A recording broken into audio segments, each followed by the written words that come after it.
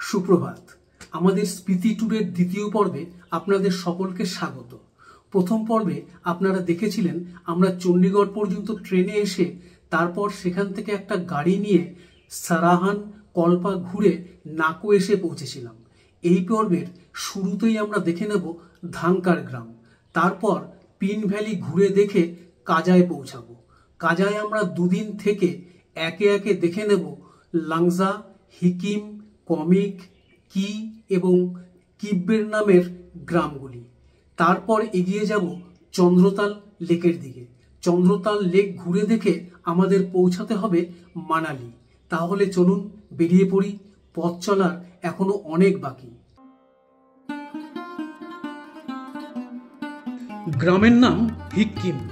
এই গ্রামেই রয়েছে পৃথিবীর সবচেয়ে উঁচুতে অবস্থিত পোস্ট অফিস।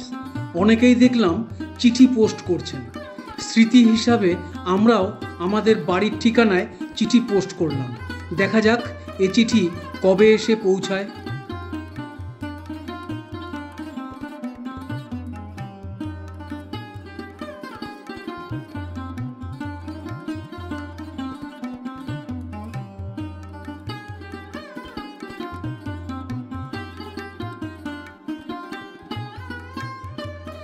চলে এলাম কি ভিলেজে। ঘুরে দেখব কি মোনাস্ট্রি।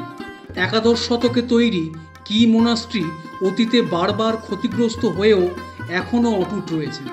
তিব্বতীয় পুঁথি, পেন্টিং, নানা ধরনের মূর্তি আজও সংরক্ষিত রয়েছে মোনাস্ট্রির সংগ্রহশালায়। মোনাস্ট্রিতে লামাদের দ্বারা পরিচালিত একটি স্কুলও চোখে পড়ল।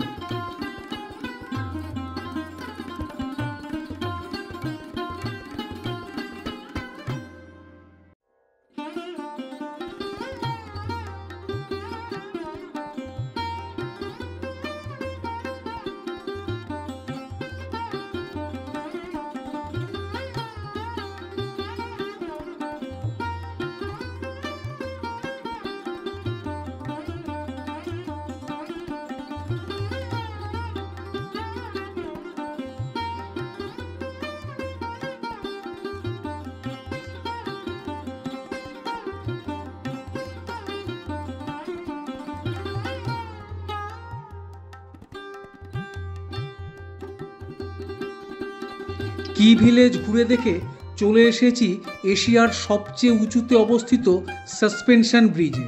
ব্রিজের নাম চিচম ব্রিজ। প্রায় 13,600 ফিট উচ্চতায় 120 মিটার লম্বা এই ব্রিজটি 2017 সালে নির্মিত হয়। ব্রিজের এক প্রান্তে কিব্বের এবং অন্য প্রান্তে চিচম গ্রাম। ব্রিজের প্রায় 1000 ফিট নিচ দিয়ে যে জলধারা বয়ে চলেছে, স্থানীয় ভাষায় তার নাম সাম্বা লাম্বা নালা। ব্রিজের অন্য প্রান্তে যাওয়ার জন্য হাঁটা লাগালাম। দেখলাম আমাদের আগেই অনেক মানুষ এসেছেন ব্রিজ দেখতে।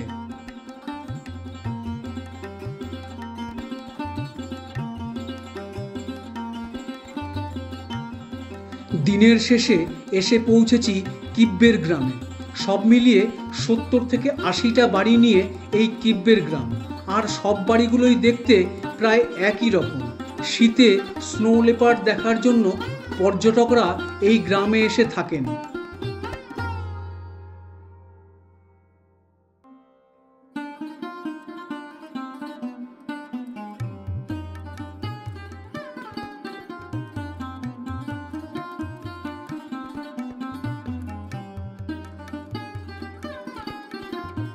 আজ 25শে জুন। চলেছি ট্যুরের সবচেয়ে আকর্ষণীয় চন্দ্রতাল লেক দেখতে। কাজা থেকে প্রায় 75 কিলোমিটার পথ পেরিয়ে এসে পৌঁছেছি কুঞ্জুম পাসে। এই পাস লাহুল এবং স্পিতি দুই ভ্যালিকে আলাদা করেছে। চোখের সামনে চন্দ্রতাল লেক, প্রায় 14,000 ফিট উচ্চতায় এক ফালি চাঁদের মতো দেখতে বলে এই সবুজ জলের লেকের নাম চন্দ্রতাল লেক। এই লেক থেকেই সৃষ্টি হয়েছে চন্দ্র নদীর, যা আগে গিয়ে ভাগা নদীর সাথে মিলে চন্দ্রভাগা নাম নিয়ে বয়ে চলেছে। আজ 27শে জুন। গতকাল আমরা লাহুল উপত্যকার কেলংয়ে এসে পৌঁছেছিলাম। আজ জিসপা গ্রাম ঘুরে দেখে যাব মানালি। পথে পড়বে অটল টানেল এবং সোলাং ভ্যালি।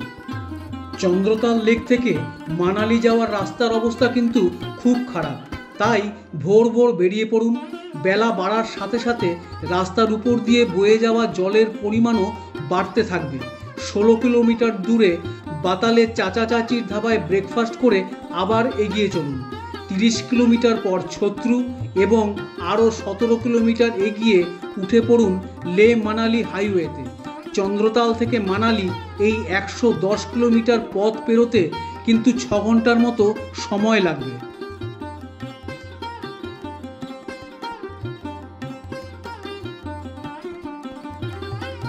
অটল টানেলের ভিতর দিয়ে আমাদের গাড়ি ছুটে চলেছে মানালির দিকে।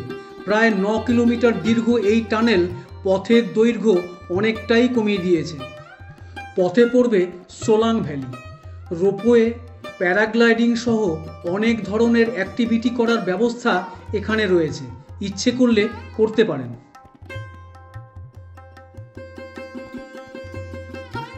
28শে জুন সকালে ঘুরতে ঘুরতে চলে এসেছি বিয়াস নদীর পাড়ে।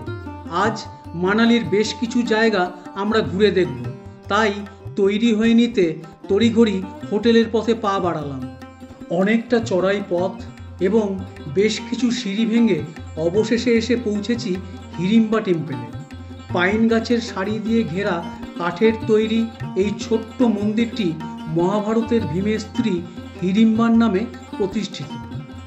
মনু মন্দির দেখার জন্য আপনাকে ওল্ড মানালিতে আসতে হবে। ছোট্ট ছিমছাম কাঠের তৈরি এই মন্দিরে ঋষি মনু পূজিত হন। অটোতে চড়ে বেশ খানিকটা পথ উপরে উঠে এসে বশিষ্ঠ মন্দিরে পৌঁছানো যায়। মন্দিরে কাঠের কারুকার্য চোখে পড়ার মতো। মন্দিরে বশিষ্ঠ মুনির কালো পাথরের মূর্তি রাখা আছে।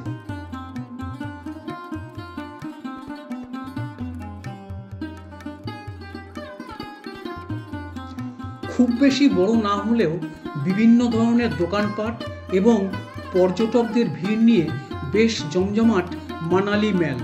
মেলে ঘুরতে ঘুরতে সময় যে কখন চলে যায় বোঝা যায় না।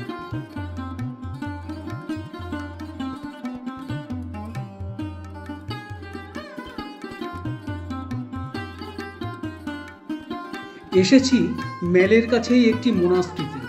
প্রচুর ফুলের গাছ দিয়ে সাজানো এই মোনাস্ট্রি ঘুরে দেখুন, ভালো লাগবে। আজ 29শে জুন। মানালিকে ছেড়ে যেতে হবে সিমলায়। মানালি থেকে সিমলা প্রায় 232 কিলোমিটার পথ। সিমলা পৌঁছাতে প্রায় সারাটা দিন লেগে যাবে। 30শে জুন এসেছি সিমলার জাকু মন্দিরে। মন্দিরটি জাকু পাহাড়ের মাথায়।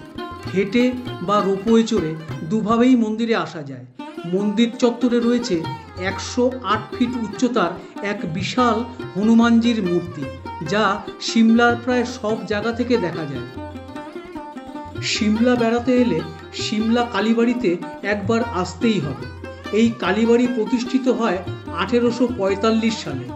দেবীর নাম এখানে শ্যামলা। এই শ্যামলা মায়ের নাম থেকেই এই শহরের নাম সিমলা হয়েছে বলে জানা যায়।